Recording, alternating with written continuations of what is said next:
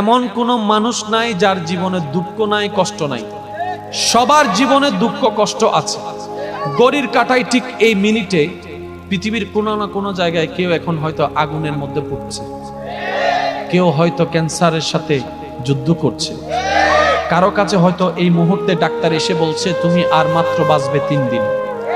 হয়তো কেউ এখন মৃত্যুর সাথে পাঞ্জা লড়ছে, কেউ বা হয়তো দুনিয়াতে মাত্র সন্তান জন্ম হয়েছে, মাটা মাত্র মারা গিয়েছে।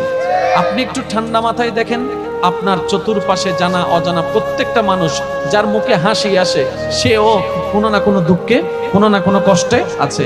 দুঃখ ছাড়া মানুষ হয় না, কষ্ট ছাড়া দুনিয়া হয় না, এটাই বাস্তবতা। আর এই চির বাস্তবতা, চির সত্য কথাটা যে যত দ্রুত মনের মধ্যে বসাই নিতে পারবে, সে তত দ্রুত সুখের সন্ধান পেতেই থাকবে। বলেন সুবহানাল্লাহ।